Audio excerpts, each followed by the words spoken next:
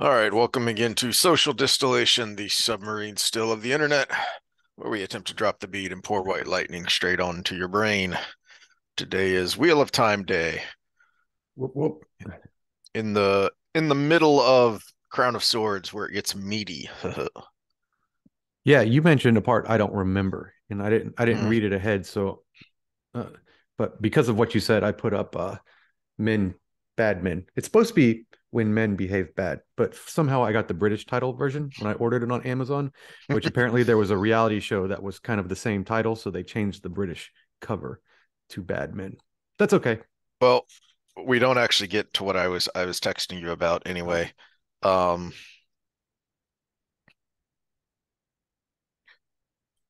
because there's a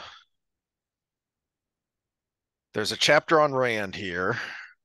And then it switches to, because Cadsuane shows up, so it switches to the Aes Sedai for a bit, and then we get a Sammy chapter, a Sammy point of view.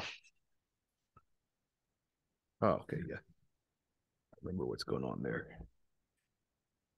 All right, so three pretty short chapters, but there's a lot going on here. Um, Starting with Rand trying to pick up the pieces and clean up the mess that the tower made when not only did they abduct him, but we got little snippets of um, the tower doing exactly what the Saladar emissaries were doing, which was scheming behind his back, which was going to inevitably pull loyalty and obedience away from Rand, which they don't care about because they're in charge. They're the ones that are supposed to be running the show anyway. So you can see how on top of what the tower ambassadors did to him in the box, you can see why he's livid at all Aes Sedai, and you get a little bit of that when Cadsuane walks in, and uh, and I think it's Marana freaks out because she's afraid that Cadsuane is going to channel at him and is legitimately afraid that Rand is going to smash her. Uh, but the even the title's kind of depressing. As the plow breaks the earth, which is one of the prophecies of the dragon about how he would disrupt and destroy Aiel society. I think it was specifically relating to the Aiel, but it may have just been in general about breaking the people like the plow breaks the earth. Um, but I seem to recall that was what the old Aes Sedai said in front of Reread. Uh, and because of the Aes Sedai scheming and because Rand was gone, even more Aiel have just given up or gone to the whatchamadoodles, Shido. Yeah, which to me that was a little bit of a stretch because even with Mhm. Rand being gone and the rumors around it, you're still talking about the group that had at this point all the ones that were still with Rand had uh, basically written them off as with no honor. Mhm. I could see going off in the bleakness, doing the Guy Shan thing, or even just going back home. But the fact that a lot of them went to the Shido was kind of inconsistent. Yeah, and that was when they got back at the beginning of the book, and that was one of the things we glossed over but the Wise One Apprentice who was telling them what had been going on since they were gone. I don't remember which one. One of the clan chiefs had decided that if Rand was going to the tower, then he was done, and he was heading back to the waste. So that was one of the messes he had to clean up. And you kind of touched on a point where I thought is a little weak on Jordan's part, which is that the brotherless. I don't think he really ever describes them very well and gives you much of a justification Which sucks for who because they in are. in the annoying Fail storyline, Hmm. they're very important. yes, they become very important. And for a minute, it almost seems like they are part of um Here we go. there we go. As the plow breaks the earth, shall he break the lives of men, and all that was shall be consumed in the fire of his eyes. The trumpets of war shall sound in his footsteps, and ravens feed in his voice at his voice, and he shall wear a crown of swords. Okay, so it's part of the Crown of Swords prophecy. Which is weird that he didn't open this book with that one. So the brotherless, there's also because there's a similar name to the I'm brain farting. The guys that wear the red headband. I'll guide, however you Yeah. pronounce it. Yeah. The that that so they've taken on a more they're kind of the other side of the coin of the bleakness of those who go into perpetual Gaisheness Mm-hmm. is these guys who have basically pledged themselves to Rand personally that in their mind they're kind of literally the spear and Yeah, you know Spear of the Dragon, wasn't it? yeah I think it translates to the spear of the dragon and the way the old tongue works is whoever was explaining it has this strong connotation that they belong to Rand, that they are his weapons. So that's kind of the other side of the coin to that. And I remember the first time reading through when it mentions the brotherless, thinking they were the same thing, but they're not. The brotherless are those who have forsaken their clan and gone to join their society elsewhere. And I feel like he could have laid that out. This is one of the few times where there's not a great setup and payoff because he could have spent more time with that concept with Matt in Fires of Heaven because he's hooking up with the tall blonde hottie who is one of those. She is a Shido who left to join the Maidens. So she left her clan to join her society, which can make sense because Avienda talks about when she's trying to teach Rand that there are times where society supersedes clan or sept. But I think Jordan could That have, no, the term I used was Dancers of the Spears. That's all of them that earn the right yeah, to dance the spear. It's the Siswai Aman, Spears of the Dragon. yeah, it's like a tweak on that term. Yeah. Okay. Sorry. I wanted to get things right. Uh, but anyway, that's a long rambling of this is part of what's going on that Rand has to fix, but it's going to continue to rear its head for books to come.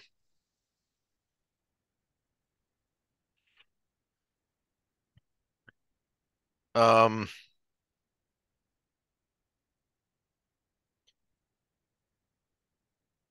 where was it? So there's an italics here. Yeah, here we go. So, and then on top of all that, because it can never be just one thing with Jordan. So the main crux of the chapter, at least the opening, is dealing with Aiel, but he's also giving you what's going on with the Aes Sedai who swore fealty to Rand as well, because he has Marana there serving tea and being very subservient to him to show that he's not on an Aes Sedai leash. And then we get a little bit of her perspective um, in a bit of a flashback where he's thinking about uh, what Marana had said to him, uh, which we already got a glimpse of in Lord of Chaos when she kind of lost her cool uh, as she was losing control of the Saladar embassy because she get it when the others don't, except for Varen. Varen's in the corner with a knowing smile, just nodding to herself. And all the other Aes Sedai still don't get it. My sisters do not all realize how very much we need you, What but page are all we on? so this is the bottom of 407. But Sorry, I'm lost. I got too far ahead. all of us who swore will do whatever you ask that would not violate the three oaths. Um, I have more than a little skill in negotiation and mediation. My sisters have other skills. Let us serve you as we pledge. Let me serve you. We need you, but you have some need of us too. So she's almost desperate to uh and I think part of it for Marana is the that she sees that the world is going to pass the tower by, that the tower is stuck in the 3,000 years of history post breaking but pre Rand, that Rand represents a new epoch and they've got to adjust with the times.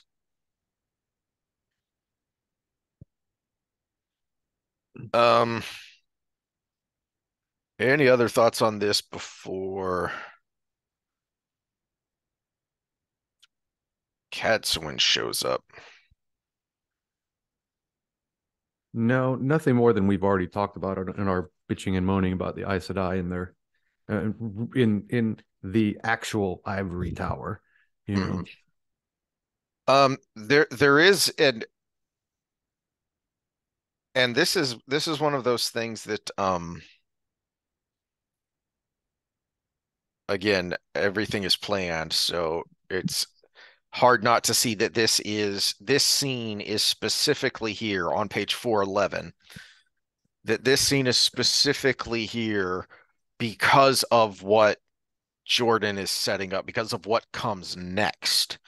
And I won't go too much into that because it's has to do with Cadsuane, but it's revealed later, which is that Rand is not completely gone. He is often rigidly hard uh, um, to try and force people to do what he wants or what he thinks it needs to be done, but he also still cares. With the exchange with Narishma here after the Chiefs leave, do you think they believe I dance on Aes Sedai strings? He said. Young Narishma gave a start. In truth, he was a little older than Rand, but he had the look of a boy 5 or 6 years younger. He glanced at Morana as though she had the answer and shifted his shoulders uncomfortably. I do not know, my Lord Dragon. Dashiva blinked and stopped murmuring to himself, tilting his head bird-like. He eyed Rand sideways. Does it matter so long as they obey? It matters, Rand said. Dashiva shrugged, and Narishma frowned thoughtfully. Neither seemed to understand, yet maybe Narishma could come to. So not only is he letting them know it matters, and it does matter to him, but he wants them to understand why it matters. That's the thought process there with Dashiva doesn't get it and doesn't care, but there's hope for Narishma. Going all the way back to whenever he started the school and we saw Taim and he got ticked off because Taim got rid of the sword teacher. Because what use are they? We can blow up people's heads with the power. Well, because I can't let you forget that you're part of the world. yeah, this is where you see a little bit of. Oh no, I better put that in spoilers. Hold on, Dashiva. Hold on. We know who he is, right? No, we don't. No, we haven't figured that one out. Yeah, we've gotten plenty of hints on Halima, so Well, we've that's one gotten of the new straight up who people. Halima is Yeah, from her own perspective, but we haven't gotten Dashiva. yeah, because we haven't gotten much of him yet. Um, I do like this.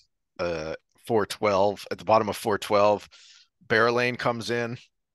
As soon as she appeared, Lews Therin gave over ranting to hum softly, the way he did when admiring a woman.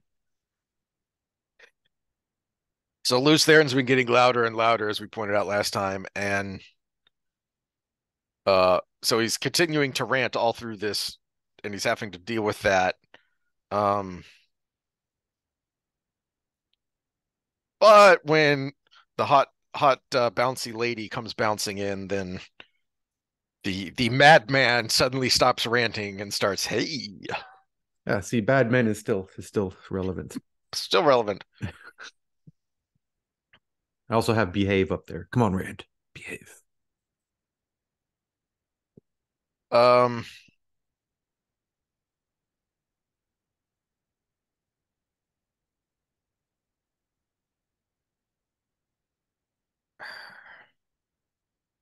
there's an interesting the exchange here with Bearlane is interesting, but I don't have any particular thoughts on it. I don't know if you do.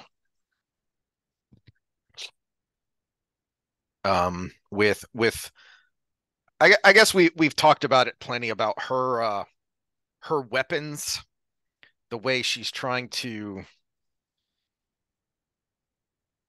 She seems to have given up on the idea of seducing Rand, but she's still very feminine in the way she approaches him, the way it's not sexual seduction, but there's a psychological seduction that's going on here in her trying to keep close to Rand and make sure Rand doesn't forget about her, uh, so that she can protect her country, her people.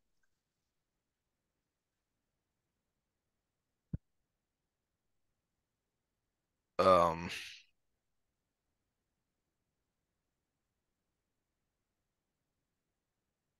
Well, and I think you see a little bit. You said the seduction mhm, that she might be in this situation afraid mm. that if she goes back to Maine, the emperor will forget.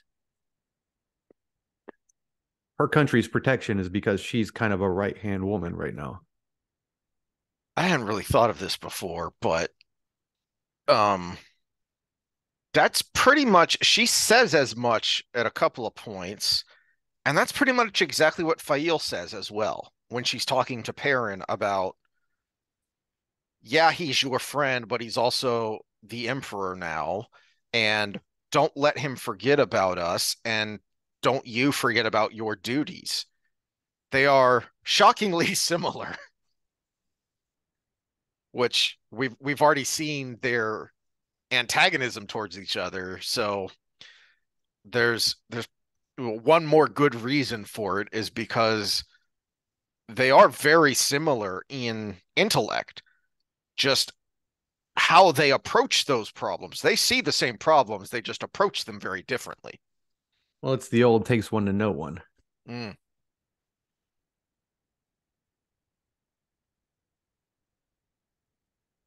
All right, and then Cadsuane comes in. Um,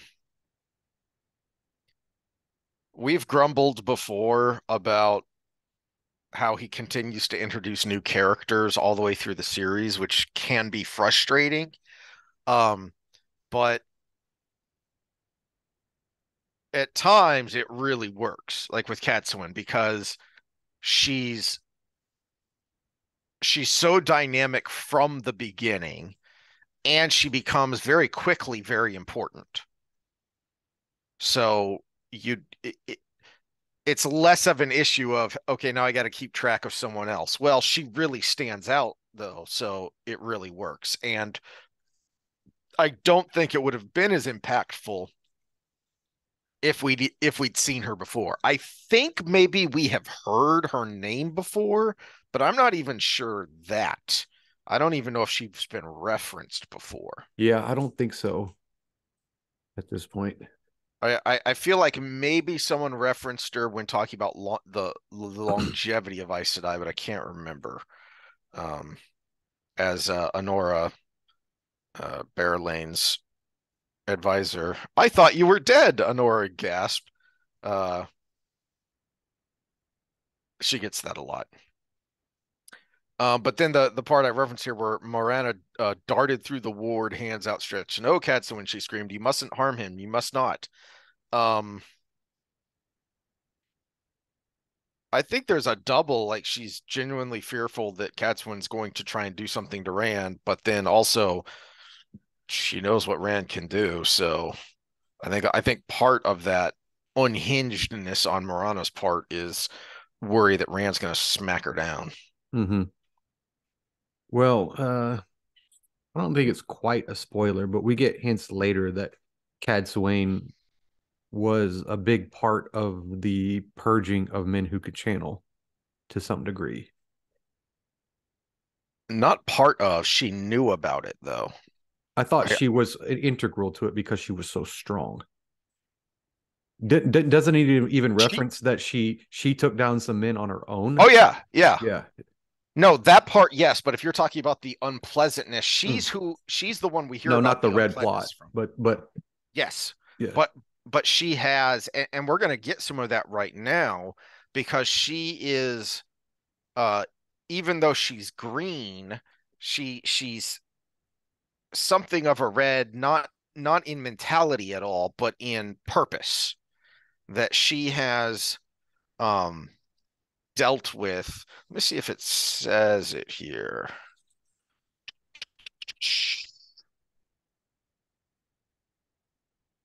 Um,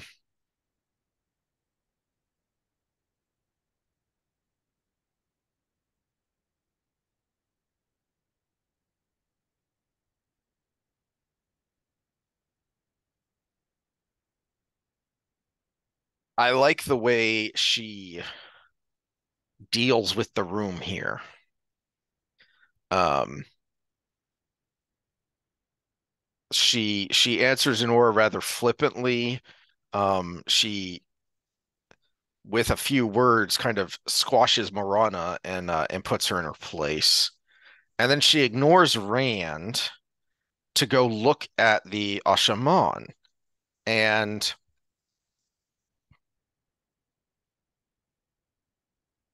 uh rather disarmingly, when she looks at Narishma, says, "What lovely eyes," she murmured.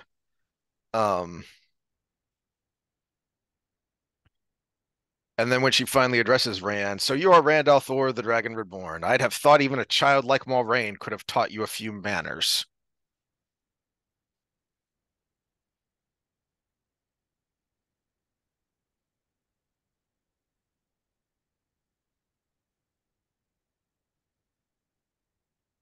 And then the exchange between Bearlane and Rand. So Bearlane putting on airs and going full formality, um, to not be dismissed by Cadsuane, and Cadsuane knows exactly what's going on. And it's always good to see children play, don't you think, Morana?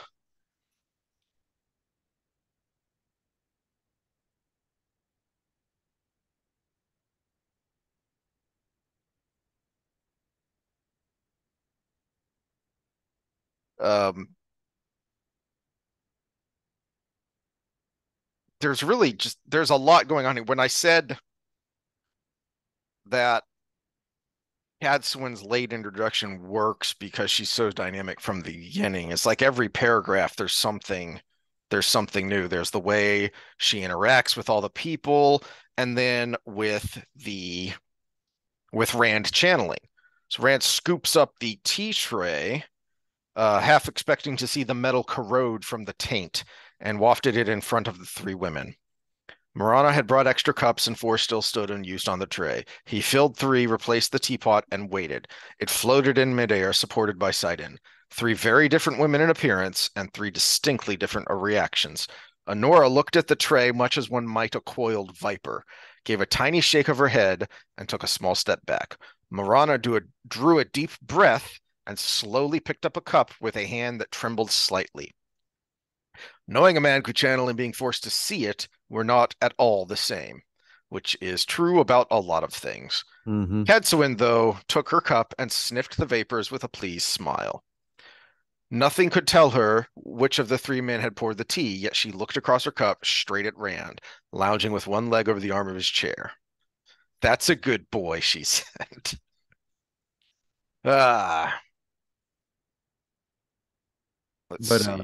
I mean, he's showing a little bit of experience here because he is conscious of the fact that she is purposefully trying to provoke him. She's not just an arrogant biatch. She And she she's strategizing here, and he's aware of that. and and he is able to restrain himself to a point. But Cadsuane has been doing this she's been Aes Sedai for about 300 years or a little more.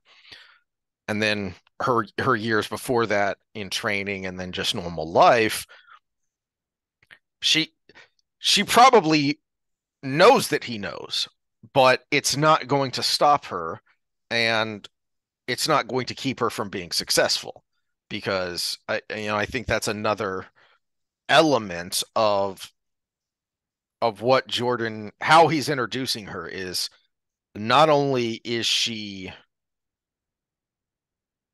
capable of standing up to whoever, but she's also cunning enough to get what she wants, which, as Rand thinks, she's trying to get her eyes at him, and she eventually does. Um, yeah, here it is where she says in this chapter about her dealings with men who can channel. So on 419, about halfway down, Mm-hmm. I am green as Ja, not red, but I have worn the shawl longer than any other sister living, and I have faced more men who could channel than any four reds, maybe than any 10. Not that I hunted them, you understand, but I seem to have a nose. Some fought to the bitter end, kicking and screaming even after they were shielded and bound. Some wept and begged, offering gold, anything, their very souls not to be taken to Tarvalon. Still others wept from relief, meek as lambs, thankful finally to be done with it. Light's truth they all weep at the end. There is nothing left for them but tears at the end.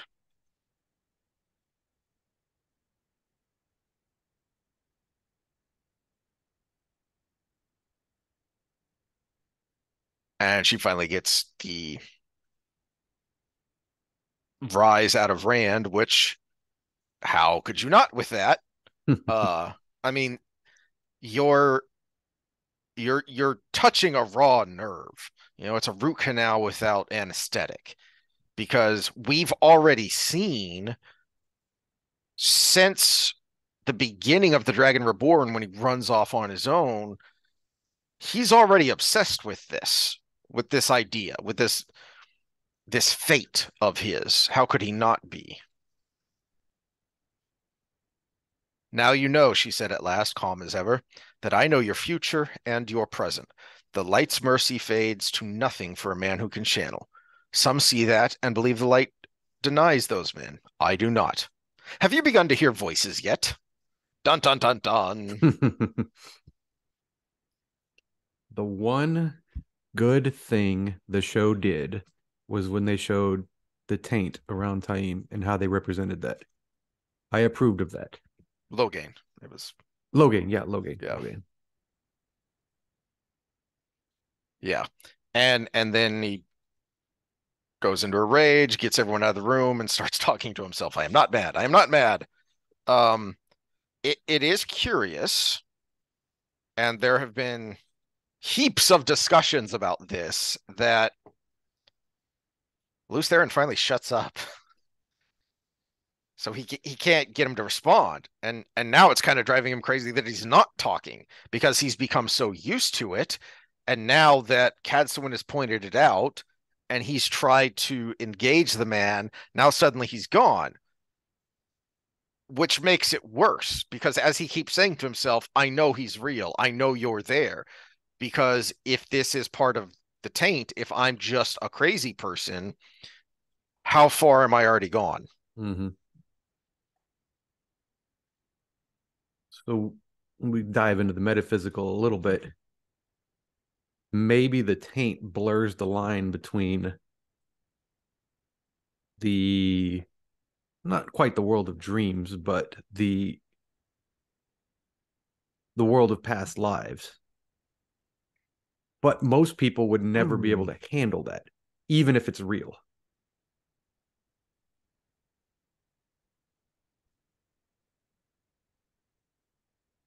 Uh, Especially if the most recent past lives of that went crazy too, like yeah. Lews Therin, who is always screaming about Ilyena and destroying everything. Um, that actually is a good point, but I don't know that I want to get into it in spoilers now because this these are my thoughts for the very end of the series, Oh, the okay. literal end of the series. You've said something there that is something to keep an eye on. And then we end we end horribly. Uh, Jordan, you asshole. Uh, we get reminded of something that we never saw the shark. When poor Herid fell, got literally ripped apart, and he didn't tell us. We didn't see it. Um, but it was Hitchcockian that Hitchcock showed you horror by showing you the reactions of people. The most famous being the psycho scream. All you see is her face and then a shadow. So, and you think it's horribly bloody and grotesque in this terrible scene. It's actually incredibly tame, especially by today's standards, because you filled in the blanks. And now he's going to remind us all about it without actually telling us about it again. He doesn't have to. And he knows he doesn't have to. So all he gives us is uh suddenly weeping, Idrian stumbled to him and collapsed against his chest. When she was coherent enough to tell her story, he felt like weeping too.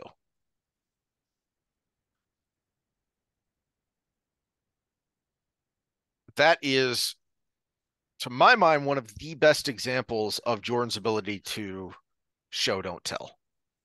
You immediately bring that scene back to mind.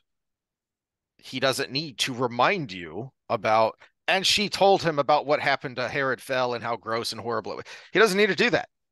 She is so distraught, she's incoherent, and her story is so terrible that even Rand feels like crying. Well, you see this in good cinema when you have like we kind of get spoiled now with the option to binge watch things. Mm, But when you used to have to wait till the next week or even the next season, and they would leave you with a cliffhanger that showed you a little something that hinted at a million things. mhm. And then you had to wait a whole year for the next season to come out. The show that I've been watching now is Peaky Blinders. This is one thing that show does really well between seasons. Luckily, I have the luxury of being able to hit the next episode, but I try to time it where the last episode I watch is the season finale of a night. So I at least have to wait till the next day to see what happens. But yeah, a good show, even if it's one episode to the next, will leave you with that little something that could be a million things, and you're wondering about it. Yep. Because we don't even know that's about Herod Fell. We can guess, a million guesses on that, but it could be the school burned down. We don't know. But it's pretty clear. But Jordan assumes you're not a moron, Yeah, exactly. which is why Well, his there's always a writing is most so likely rich. answer, but you're Mhm. you're you're waiting. It's not so much a lot of times what happened, it's the how it happens that you're really curious to see, or what's the fallout from it going to be. All right. And then we shift to uh Morano's point of view, which I think is we've seen her point of view, so he's not really giving anything away, but he can't give us Cadsuane yet because he has immediately turned her into a legend, and we need to see her in action more before we get her point of view, because otherwise it it would be like um it would be like, oh, it was all just a dream and JR was in the shower. Is, oh my gosh, we're building up to this incredible thing, and wait, it was all just a dream and he was in the shower. What the hell?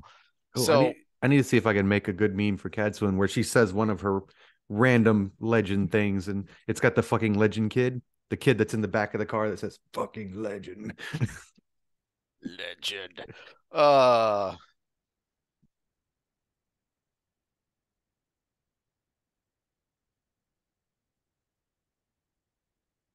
um so let me see here. So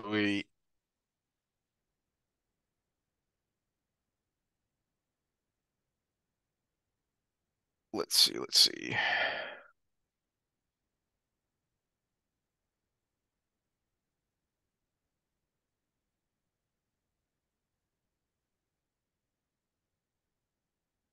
All right, so here's another good example of showing, not telling.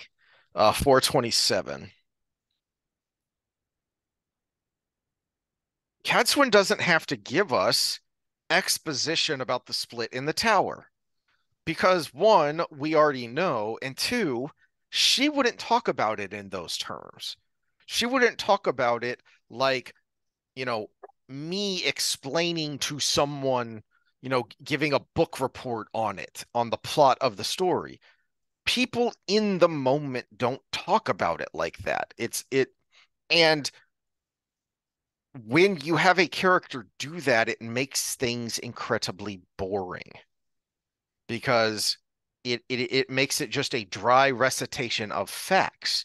Instead, we get, I take it by your presence, Marana, Cadsuane said abruptly, that tales of the boys submitting to a lidar are false. Don't look so surprised, child. Did you think I didn't know your associations? She gave the word such a twist, it sounded as filthy as any soldier's expletive. Um,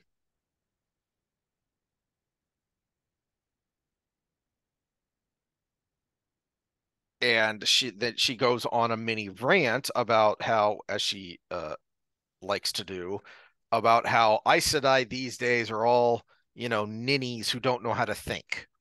So she doesn't have to talk about the split directly. We get what she thinks about it right there, that she thinks they're all a bunch of dingbats.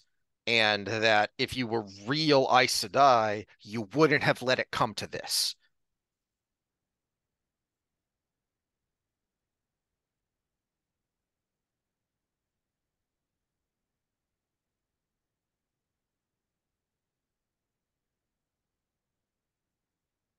Uh, So basically, what we're saying here is all of you, mine, and Scott's complaints about the tower and the Aes Sedai have happened within the last 300 years.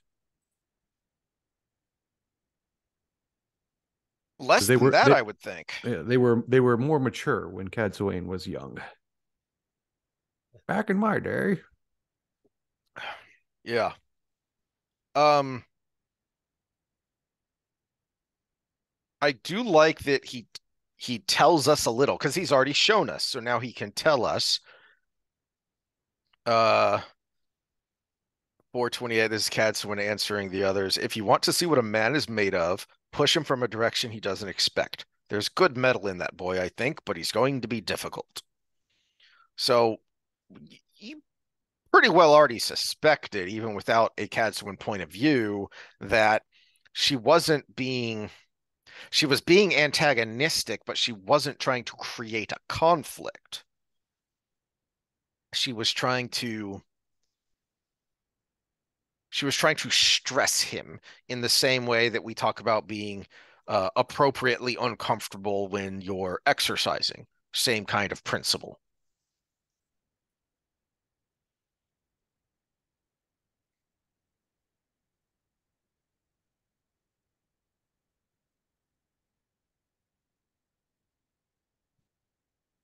And this is where they Um, talk about the vileness. yes, and this is where she abruptly her voice hardened and her gaze. Were either of you involved in that vileness right after the Aiel War? So she has been involved in uh and as she says, she doesn't go purposely hunting for them. She just seems to have a knack for finding men who can channel. But Well, this is an important moment because up until this point, we're under the impression that Swan was blowing smoke. But she may have not known the particulars, but she was telling the truth. mm-hmm. Yeah. To me that is one of my favorite little mysterious tidbits because Jordan never directly tells you one way or the other. One, was so was Sawan lying? Was she knowingly lying? He never tells you that. but you can get a strong suspicion that she had figured out the oaths no longer bound her, but others didn't really think about it. Well, from her point of view, she explicitly states in her head that she's going to use the fact that she can lie to Mm-hmm. her advantage because of her weakness. But Jordan never goes so far, even when we get her point of view, as to because it would be dumb. Why would you do it? Because she wouldn't think about, especially Sawan with how political she is. She wouldn't think about, boy, I hope they don't see that that was a lie. So you're not going to get it. You're just going to have to pick out the clues and make some assumptions. So not only does he never give you definitively if Sawan was lying and knew she was lying, but we never get a definitive answer from the Reds, even when we get points of view from the Reds, and when we see them talking about it and thinking about it. So I like that that is a tidbit that is kind of up in the air and that there's a lot of depth to that.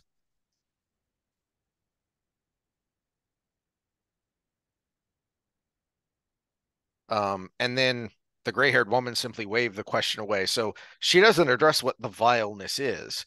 And this is the first time we've Jordan has given us hints to this point, but this is the first time he's kind of given a name to it or given us an idea that there was something more than just an isolated incident or two.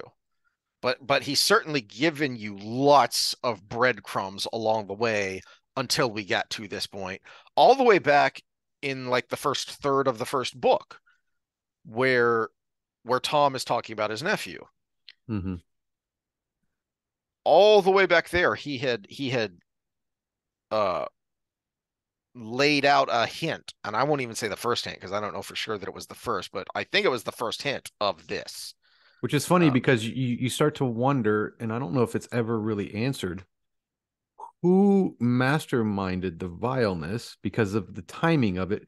Were they going simply from the prophecies of the dragon, knowing he'd be born in Dragonmount, but they didn't know it was going to be by an Aiel who was or a car or an uh, Andor I there woman there with the is an Aiel? yeah, geez.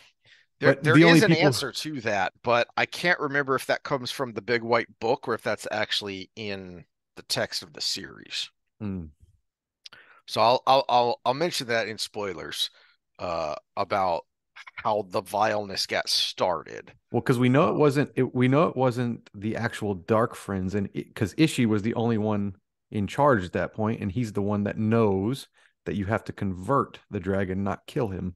mm, um, I thought you were dead, Bera breathed. Cadsuane sniffed irritably. I'm growing tired of hearing that. The next imbecile I hear it from is going to yelp for a week. Well, that's what happens when you're a legend. Fucking legend.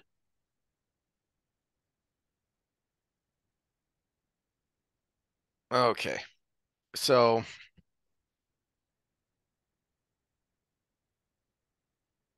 now she actually does lay it out. We actually do get exposition, but it works because it's I mean, uh as Jordan says, she said dryly, but he does more than just tell you that that's her tone.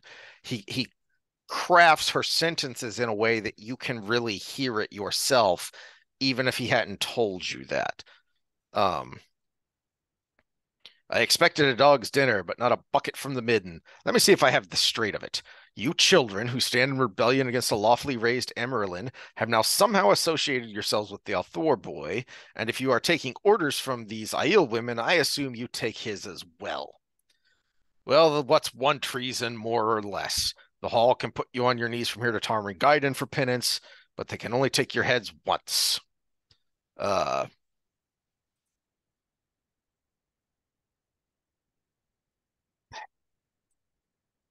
um,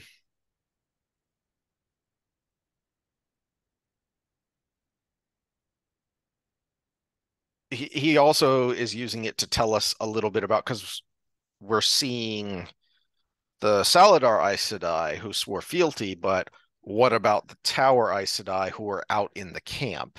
What about them?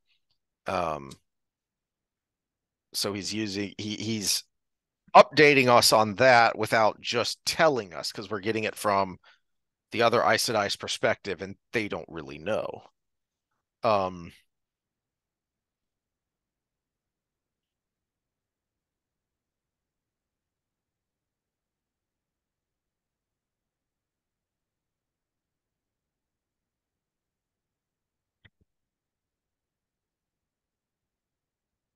oh,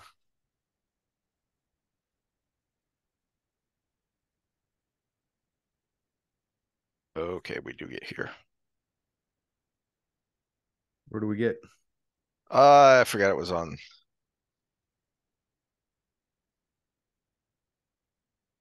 Okay, so then it shifts from Cadsuane and her grilling the other Aes Sedai about what's going on, um, to Min.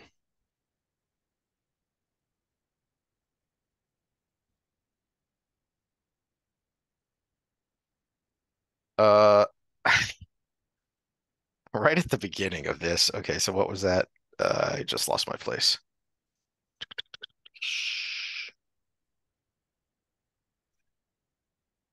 Page 434. 434. So, trotting was not easy in heeled boots. The fool things women did for men. Is that one of the reasons that Jordan has to be canceled now? Because he tells uncomfortable truths like that? Oh, then you probably need to cancel Dr. David Buss. You need to cancel, I don't know who else. Plenty of books behind me here, and the references within in them as well. Sapolsky. Stiletto heels are uncomfortable, but women wear them anyway, and it's not because of the patriarchy, you woke morons. It's because one, women like to impress men, and two, they like to impress other women because it's a power play, and three, they like to feel like they are being looked at. It isn't some conspiracy to subjugate women, you idiots. This is why it works because and why it doesn't work now. Why you can very recently, within the past few years, you can find idiots writing online about how problematic he is because to these young dingleberries, this isn't real. But to everyone else, regardless of age, who read it before 5, 6 years ago, it was real. He's just giving you reality. What cracks me up that even the most hardcore, well, maybe not the most hardcore, because we did have that phase of don't shave your armpits and stuff, but the the loudest ones, the ones that are on TV and stuff, still put on the high heels, still put on the makeup, still it's not like they're wearing potato sacks. It's accentuating everything. So hmm.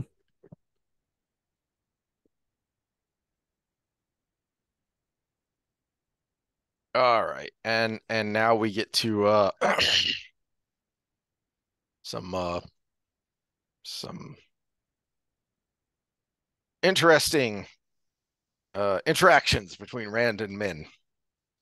I don't know if we want to go down. I don't think we want to go too far down the rabbit hole with this scene because we're gonna want to delve down into it more when we come back to it from Rand's perspective and see the results of it. Um,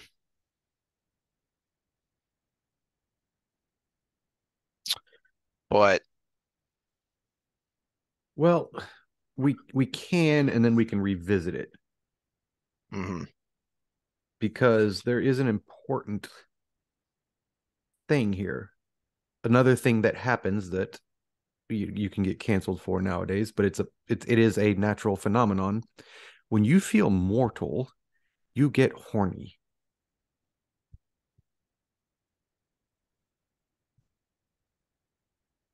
This is actually something I was thinking about this afternoon while I was waiting for the tire shop to finish with my car. Well, I mean, it Which makes seems sense. odd, but Yeah, it makes sense because I can overanalyze horny for some reason. When death is an issue, there are things you want to do in life. There are things, so many things we do in life to stay alive. But the one thing we do that doesn't involve us staying alive is making future generations. so there's a flip side to that. So I was reading Malthus this afternoon, who's awful, and I hate him. I'm assuming But he is the base word for Malthusian ideology. mhm. And I can't even remember the train that got me here, but did you watch Train to the Paris. yeah, did you watch the movie Children of Men? It's with Clive Owen. It Mm-mm. was a near future dystopian I have movie. not even heard of it. So here's the basic premise, and the basic premise it should appeal to your brain. So the flip side of the when you're reminded of your mortality, you're horny. On the other hand, if there is no hope for mortality, you don't care about anything. You're nihilistic. So the concept is for some reason women have stopped getting pregnant everywhere across the whole world. And they can't figure out why. And so the human race is dying out. Well, so nobody cares about anything anymore. Like you would think, oh well, we might as well eat, drink, and be merry, but on the whole, society's just gone to crap because nobody cares. Because there's nothing out there anymore. There is nothing to work towards. There is no passing on of your genes. There's no passing on of your knowledge. There's no passing on of the torch. So everyone just wants to smoke pot and try and forget about the fact that everything sucks now. Well, we're seeing this phenomenon. The worry for the longest time with loosening of cultural sexual boundaries was that everybody's going to be having too much sex too young all the time. People are having less sex than ever. Young people are. Mm-hmm. Kids are waiting longer. They're Mm-hmm. just not doing it. We went over the numbers of how many men aren't doing it because they're sitting in their basement eating Cheetos, playing Call of Duty, and watching porn. But a lot of it actually has to do with the fact that we keep getting told every 10 years that the world is going to end in 10 years. We keep getting reminded of nuclear holocaust. We keep getting this or that or whatever nightmare is supposed to happen in the next 10 years all the time, every time. And because of the internet and social media age, it's available to younger and younger and younger audiences.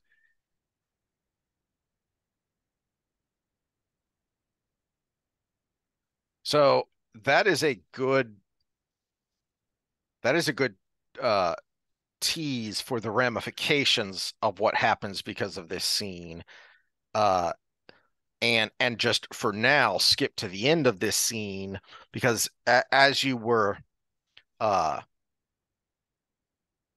as you were talking, my thought was that that makes this scene make so much more sense because to your point, when the dam breaks, it's catastrophic. It is a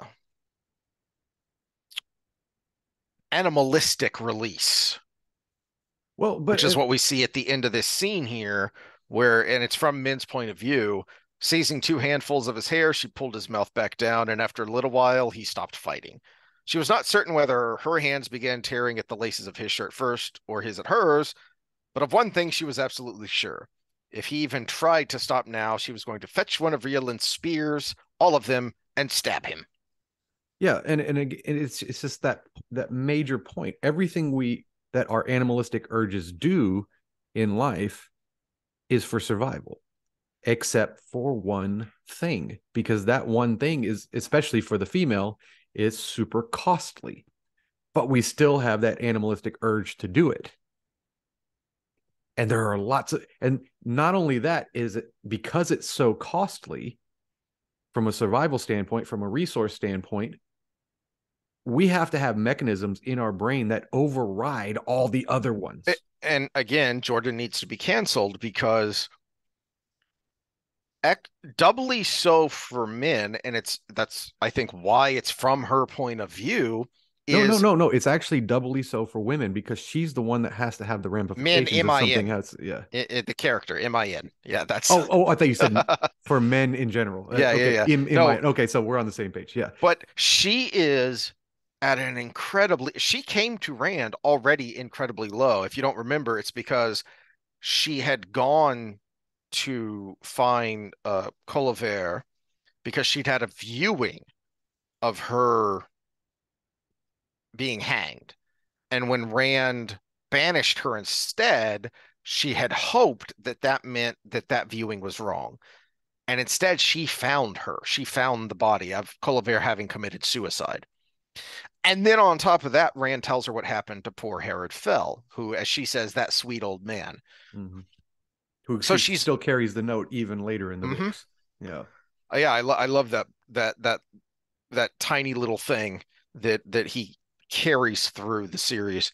But so she's already incredibly low emotionally, psychologically, and she already has a strong connection to Rand. Not just the the crush and the fated to be in love with him part of it, but all of the time they have spent together and all the things they have been through. They were abducted together. All that they've been through, she has an incredibly strong connection to Rand. So let's go ahead and get canceled. Mama needs it bad. But Oh no, more no, no. That's not gonna that statement won't get you canceled because hookup culture, boss bitch, all of that. That's actually an appropriate straight statement. No, what that's an what okay feeling for her to have. what will get me canceled is from Rand, from her man. That's the part I'm not supposed to say. It's not just that Mama needs it bad. There's a comma there and from her man. No, Her man. that still won't get you canceled because her man implies ownership. Eh, I suppose so. I suppose we can finagle it so that I can avoid the camps for now. All right. Uh, and then I had forgotten that it switched back to uh Cadsuane's point. It switched to Cadsuane's point of view. So it's very short. So he doesn't give us a lot of uh there aren't really many spoilers here of who Cadsuane really is. It just kind of reinforces what we saw by giving us just a single page basically of her point of view. Not even a full page. Yeah. Oh yeah, it was a page and a quarter. Hmm. Yeah. Yeah. And Elida being Elida, even when she's not in the scene. And Cadsuane wanting to skin her. Remember Um, the theme of one of the episodes was Elida has to be horrible to make this story work. um, so the end of the chapter though, I love, and I can't remember if we get an answer to this. And I remember reading different theories on it, but I can't remember the particulars because it's been so long. But 440, all of her life, the fastest way to interest her in anything had been to tell her it was impossible, which tells you a ton about Cadsuane and who she is and why she has attained the status she has attained. Mm-hmm. Um, this is the question I have though. But then over 270 years had passed since she last encountered a task she could not perform. Can't remember what that is. I don't know Hmm. if we ever get an answer to that, but all right. And then chapter 20 is um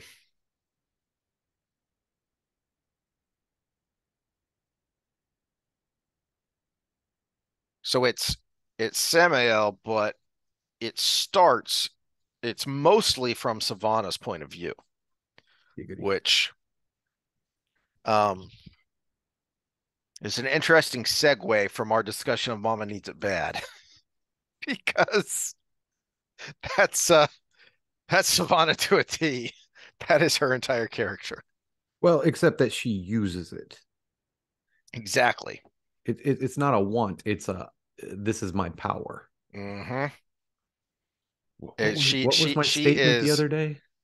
queen Cinch. bee big time. Um, and it also is again more problematic of Jordan is from Min's point of view and the wearing of the high-heeled boots. It's not just because she wants Rand to notice her butt, but there is also an element of, and we saw this when she first encountered Fail back in the last book, is she also wants other women to recognize that she's someone to be reckoned with.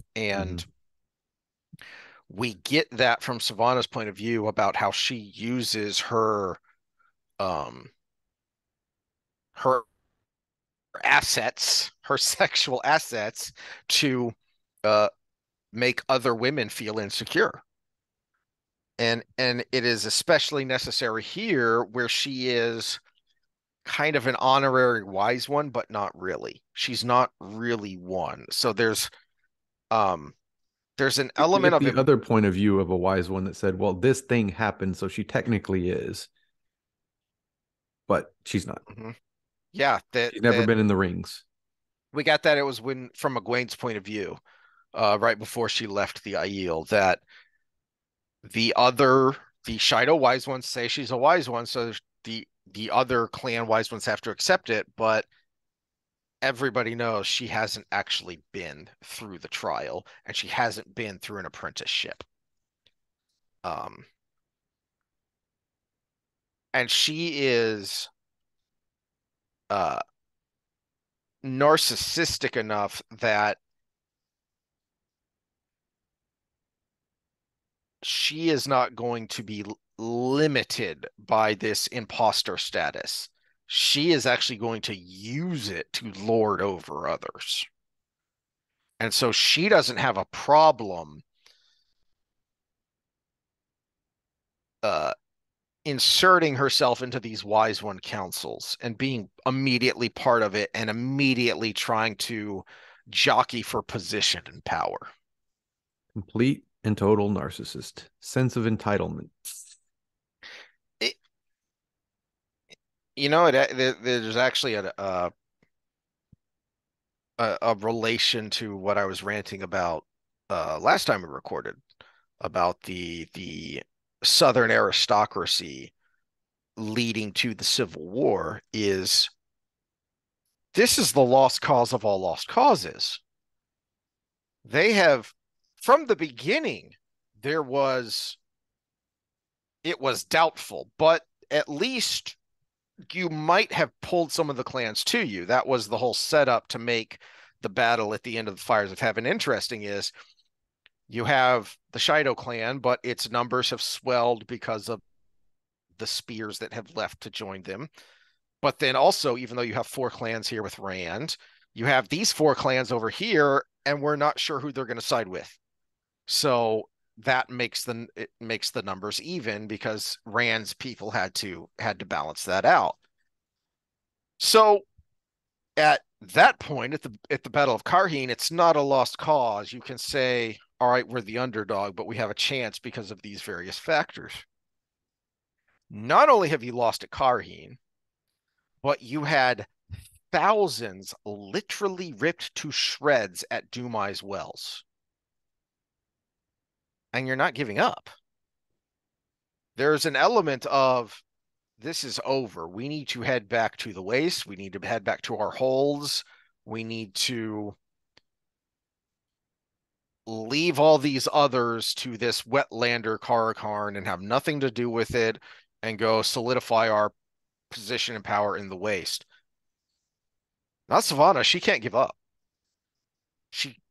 Because she is so narcissist with a capital N, she cannot give up. She has to keep pushing, even though because in her mind, it's not a lost cause. To me, what's more interesting and fascinating and depressing when it happens in real life is what about all those other people around you who aren't raving narcissists? They have to see the reality of the situation. Why is nobody saying no? Well, I mean, that's it's the codependent narcissist relationship, right? Hmm. They're they can be blinded even though they know. Yeah. And we actually get a little hint of that later in this book, I think, but we'll get to it when we get to it. So she has this strange benefactor who is giving her stuff and um teasing her with the with promises of help and the ability to take hold uh of Rand to finally get hold of him, even though the last attempt ended in another disaster. But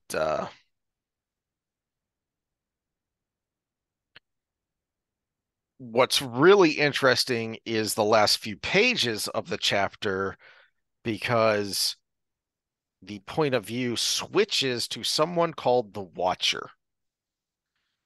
And the Watcher knows who these two people are that were meeting with Savannah and the Shido Wise Ones. Uh, the red dress was easy to follow, and they never looked back even to see whether some of those so-called Aiel were trailing them. And the Watcher says so-called Aiel, which is a big clue. Grendel maintained the mask of mirrors that hid her true form. But Samael had dropped his, golden bearded again and just head and shoulders taller than she. He had let the link between them dissolve, too. The Watcher wondered whether that was wise under the circumstances. He had always wondered how much of Samael's vaunted bravery was really stupidity and blindness. But the man did hold Sidon. Perhaps he was not completely unaware of the danger. And this is the most interesting part to me because I'm not sure if we've had this explained to us yet. We've had it hinted at in Rand's flashback with the drilling of the bore. The Watcher followed and listened. They had no idea.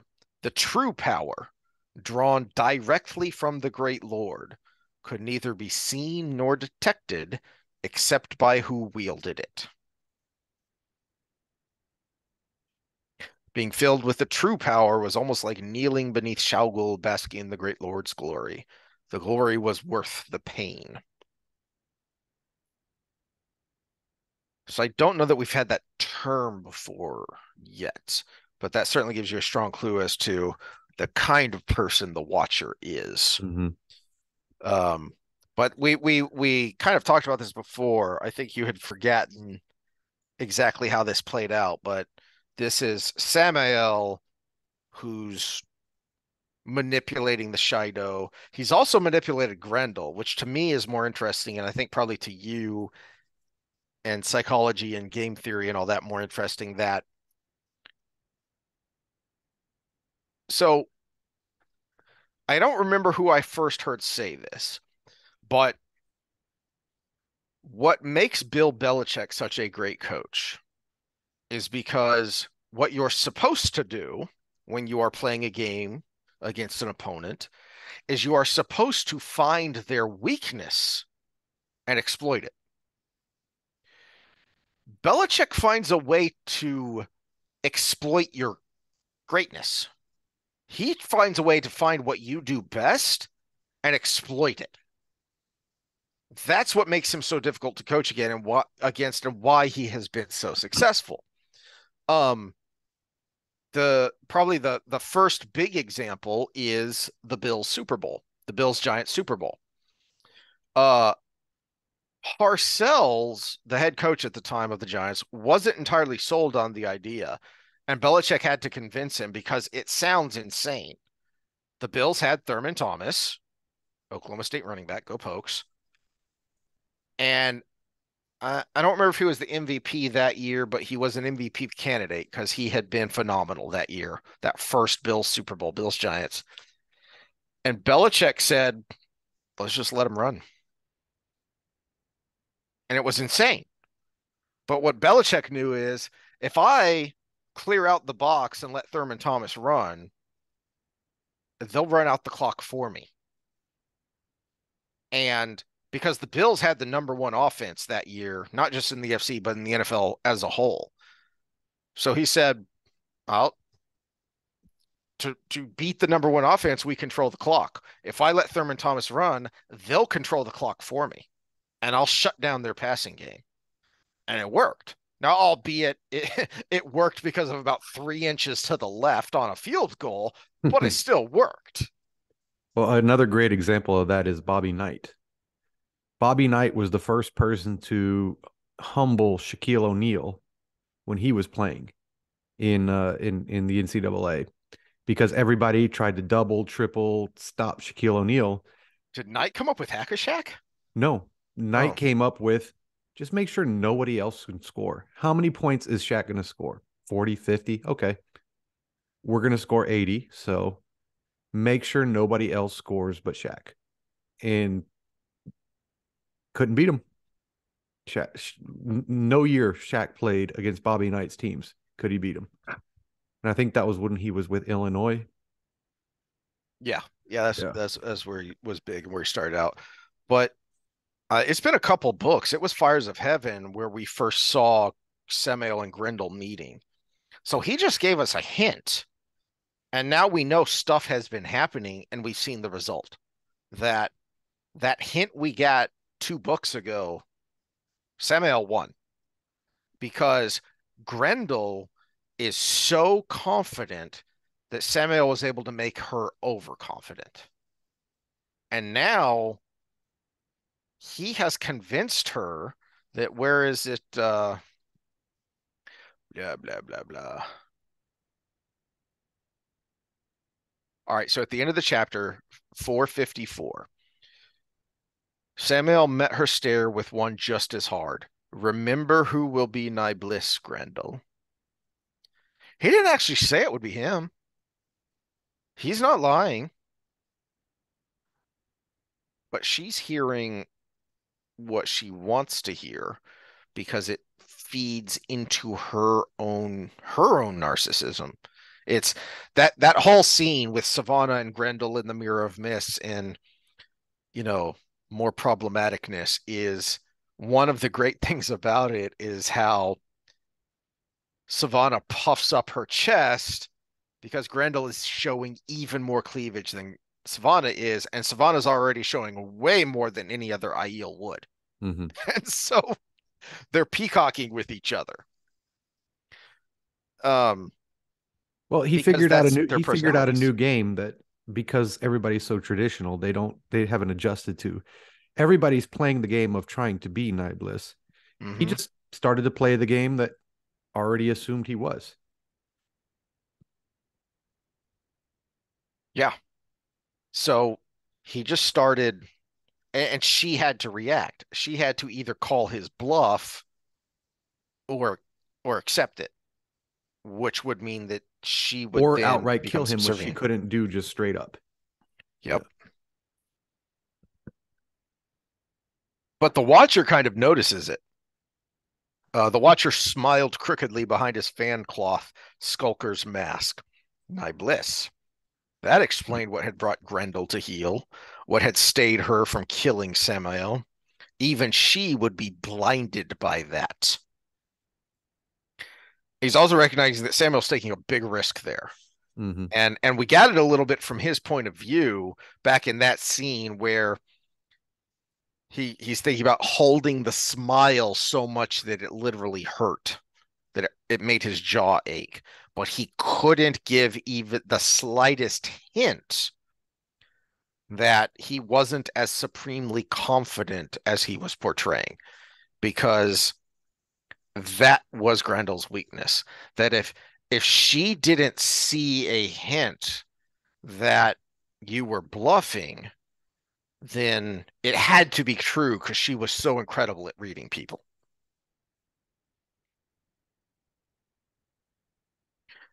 All right.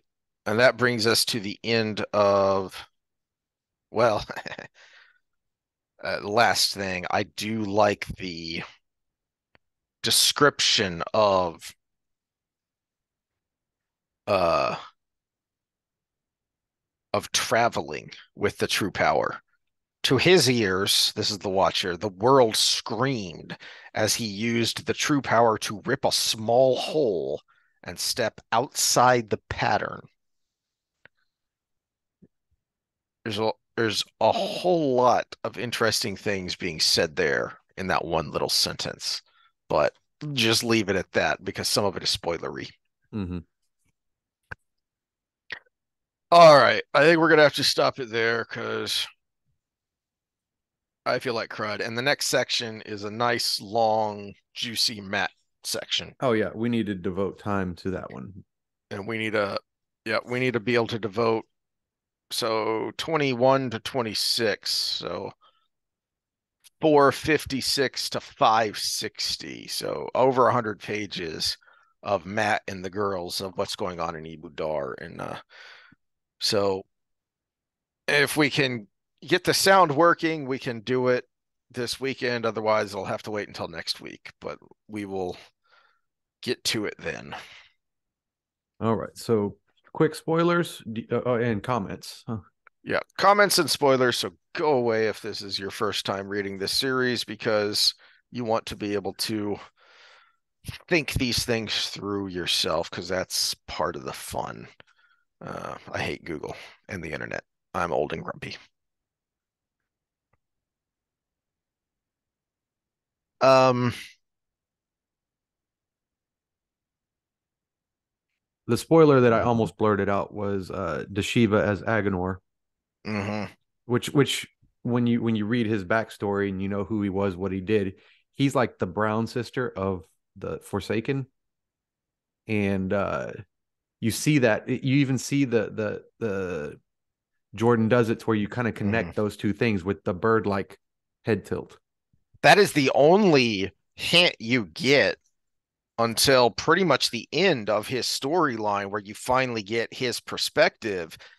Uh, the only hints he gives you is you get a little bit of that head movement and his ticks and his kind of neuroses um from the very beginning when you see them reanimated and then when you see Dashiva, but otherwise you get no hint of what's going on here.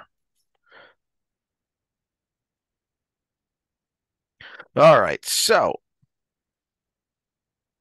I did put down metaphysical of the taint, but I don't know if you wanted to go into that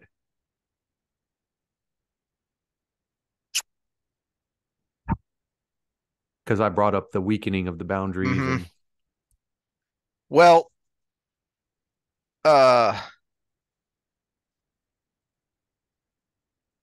I'll just say that a part of that I think is that um the Dark One exists outside of the pattern. The pattern is his prison. So he exists outside of it, but he's able to touch it and thus influence it in certain ways and in certain times and moments. So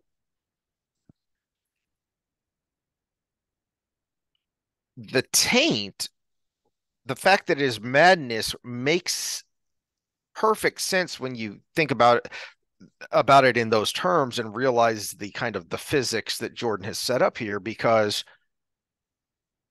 the Dark One is pure entropy. He's pure chaos.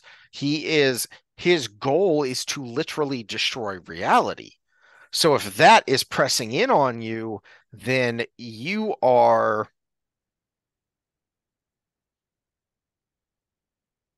the pattern is melting away. And so you're living in the real world, but you're having a more and more difficult time. Have you ever woken up and you're there's a moment of confusion where you're not sure if you're awake or if you're still dreaming?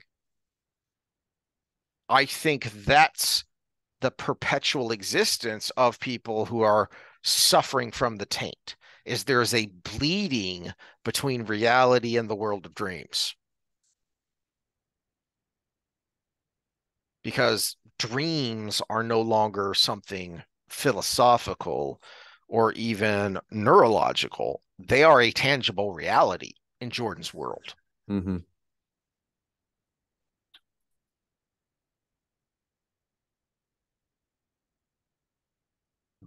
Looking at the comments. See, the girls made a bad Wait, bargain.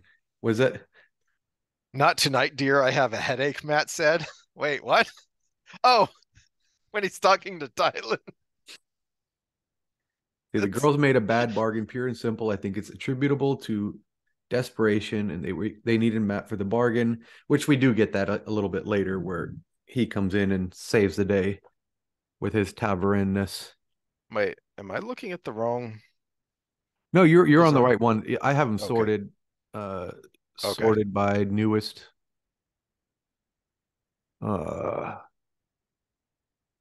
the comparison of Rand in the box and Vermin. Yeah, that was the one of the things that popped to my mind on a reread versus the first read is we're looking at the timelines, and if things are overlapping here, it's just he's degenerating mentally as everything in the world is just flying to entropy, which makes sense with the name of the book, which was Lord of Chaos. Hmm.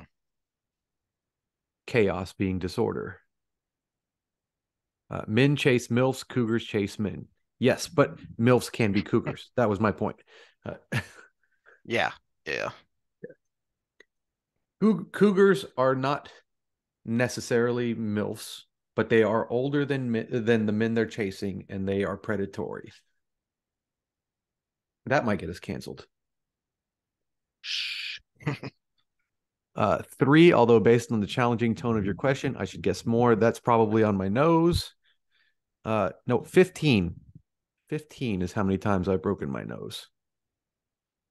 The last time was working in the gym, and I was showing the baseball kids what not to do with the weight because they kept on a single arm press going from one arm to the other like that. And I said, don't do it over your face because this could happen. And I couldn't stop a 65-pound dumbbell as well as I thought I could. So I grabbed it and smashed my nose, and it was completely sideways.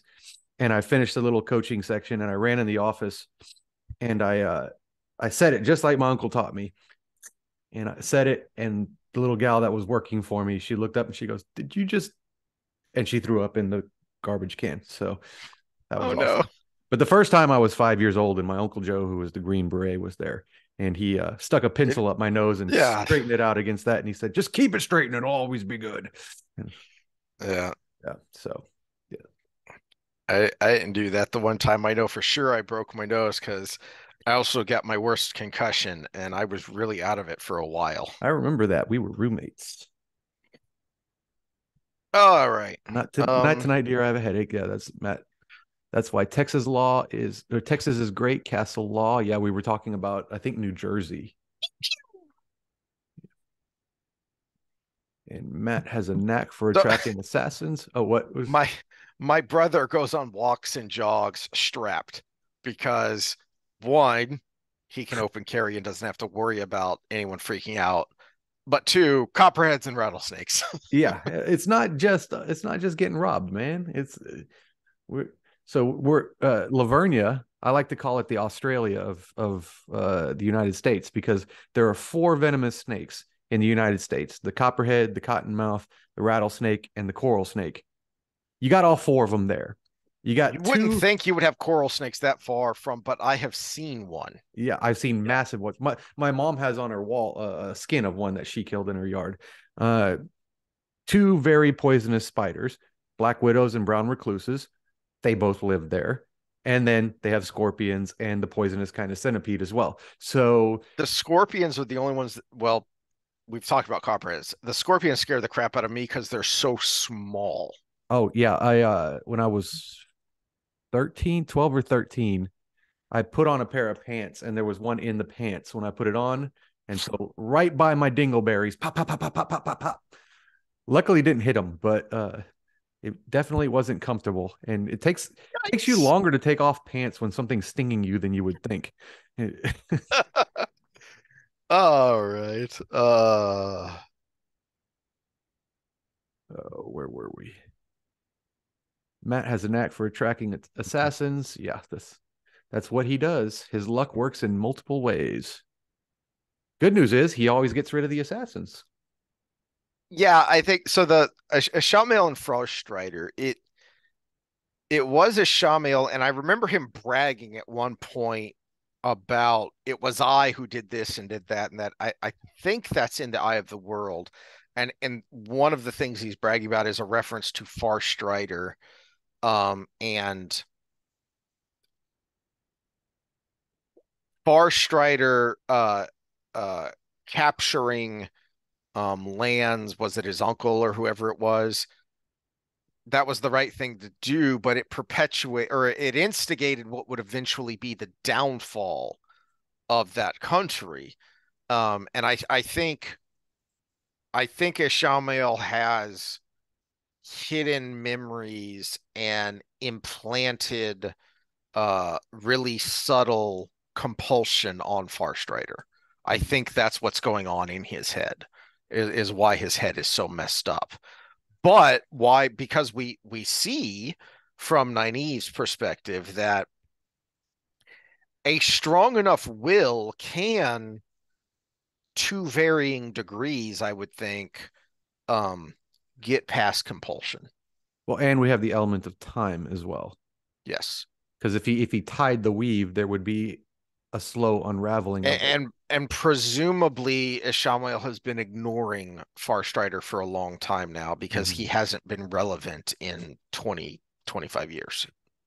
Well, Ishamael was a real forward thinker, and he might have Mhm. wanted him to be irrelevant for a while to pop back up later and True. start trying to do good. Or it might just be that Ishamael was busy. Speaking of, so one of the things I remembered spoilery wise is I don't remember where this is pointed out, but it may be in the text, it may be in the Big White Book. What prompted the vileness was the at the time head of the Black Kajah thinking, see, she took her own initiative and Ishamael got pissed. Um, so the head of the Black Kajah set the Black Kajah to, first of all, they're the ones who tortured the previous Emerald to find out what had happened. So we do find that out in the text, and that somehow she was able to protect Moiraine and Siuan, probably because she was able to answer truthfully but leave them out because they were technically accepted at the time. Mm-hmm. Oh, so the questioning was around what Aes Sedai this, what Aes Sedai that, and because So they were accepted, it wasn't. there were, and I think it's mentioned that there were a number of mysterious deaths that occurred shortly after the Aiel War, and so this head of the Black Ajah also set um her members to finding and then just dealing with men who could channel, because somehow they had discovered that the dragon was reborn, but the Emerlin was able to conceal that he was a babe, so they were just grabbing anyone who could channel, and about Moiraine and Siuan. So you were right about Ishamael. He didn't order it. And when he found out about it, since he was the one kind of directing the Black Ajah, he got pissed and I think this is in the text somewhere, and I'm trying to remember where, that the the head of the Black Ajah was caught in some kind of accident of the One Power that made her scream for days before she died. And so it was thought to have been an accident either with a ter'angreal or something, I believe is how it was assumed in the White Tower. And it was actually something Ishamael did to her Mm. because he was so ticked that, as you point out, he knows that the dragon has to be turned to achieve true victory. So when he became involved, he was not happy. Okay, So we'll so have to keep an eye out for where that pops up, because I can't remember where that pops up or if how much of it is just in the Big White Book. I think I have an answer for the last one. All your responses to my comment about Nynaeve are correct, but now explain how she learned to do balefire. This one, so the way they describe balefire when they're talking about the weave in anytime they talk about it, it's almost like a throw everything together and fire it out kind of thing, an act of desperation. Mm-hmm.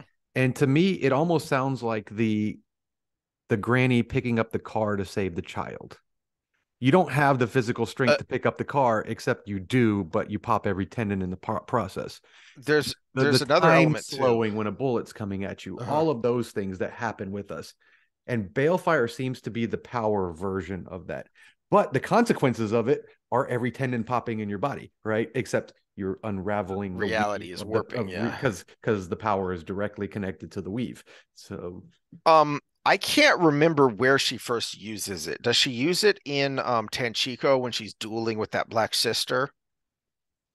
no, isn't there a wand that shoots balefire in that Exactly. situation though? She Yeah. sees it before, so she may be able to see how the weave is done, even though it's coming from a Terang reel, Mm-hmm. because that is one of the things that we, the reader, mostly on a reread, because I don't think we've encountered it yet.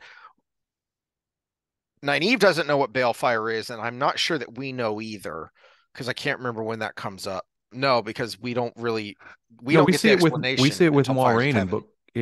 book 3. But it's not explained what it was Okay. when she takes out the Dark Hounds, but it's not Yeah. explained what it was. You have to infer it after the fact. But one of the when it's the list of the things that were stolen, one of them is a Terang reel that makes balefire and is incredibly dangerous. What about the Darkhound that Rand kills? Oh, That's the beginning of Fires of Heaven, and that's when it's finally explained what balefire is. okay. So where did he learn it from? Lews Therin, Okay. the subconscious But knowledge in his but even mind. someone like Moiraine, it's not something that's taught in the tower. Mhm. So she would have had She to have figured it she out from somewhere. she intimates that she has studied forbidden things somehow. Hmm. My suspicion is that Moraine, being Little Miss Super Blue and Karhinen to boot, I think she somehow figured out about the secret histories and accessed them because she knows way more than she should. That is my personal pet theory is that, or it could be that Sawan told her since Sawan's not supposed to, because only the keeper, the Emerillin, and then the Browns who maintain the secret histories are supposed to know they even exist. Sawan could have told her about them because they were in this little cabal together. But realistically, the way they describe it, why I said the thing I said is because it's like throw everything into one thing and just shoot it out. It And is a at some point we see someone looking at it and thinking about that it is an incredibly complex weave of all five powers. It's very complicated. I know we get that. So it may be that she saw it from the Terangriel wand that was firing balefire at her, and she was able to deduce instinctively how that worked. Or it may just be, as you say, in the same way that learned to heal, and does it in a way more complicated manner than you're supposed to do. So she already has an instinctual grasp of incredibly complex weaves. All right, were there any other? I think that's all the comments. Were there any other spoilery things we wanted to mention? that's all I had written down. All right. Well, we will get hopefully more in depth next time. Actually, no, we'll dive more into the Rand and Min stuff time after that. But next time will be a big chunk of Ibu Dar, which will involve one of our favorite scenes, which is Rand and Birgit getting drunk, or Matt and Birgit getting drunk together. Well, and Elaine getting drunk. And Elaine getting a contact high. All All right, we will see you all then. right, see you later.